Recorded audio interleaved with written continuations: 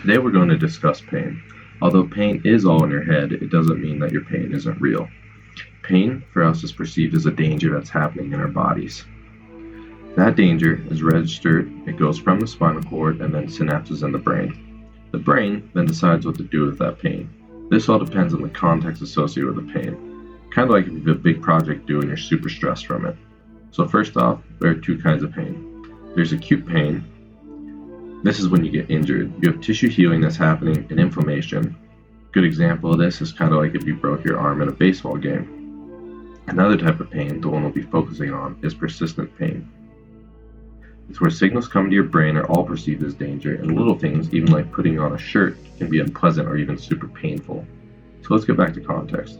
Let's say you hurt your arm again, but in this example, you use your arms every day because you're a handyman. The pain associated for you is much worse than someone whose arms aren't required for their job.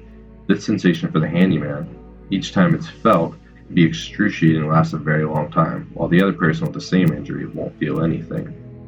Speaking of tissue, each tissue requires a set amount of time to heal, so why do some of us like the handyman feel it for even longer? Because of that context we discussed earlier, our brain decides that some things are painful, so it still needs to protect us, and because of this it becomes hyper-aware.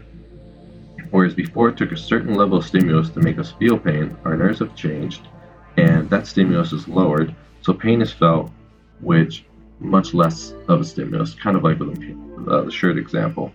Additionally, things that used to feel good begin to hurt.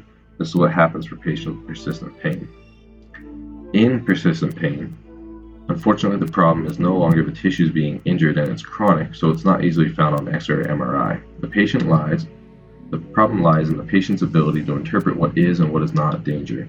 It's then how the PT and patient work together so the brain does not continue to think we're in danger, and we do this using some different interventions. The longer pain persists, the more it smudges the brain. This is when we begin to change our map of our limbs and our brain, and even moving other body parts can be painful.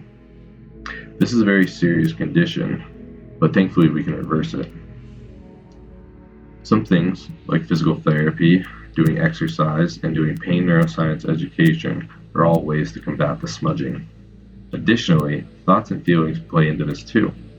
The worse we believe that our pain might be, or the more we view it negatively, the more it can spiral out of control and lead to fear avoidance. We must also correct our thoughts and patient experiences and any previous bouts of pain. I hope this video will help you make sense of some of the things you're feeling and help with some of the pain sensations you've had. I look forward to working with you and traveling down this road of recovery together. Thank you very much.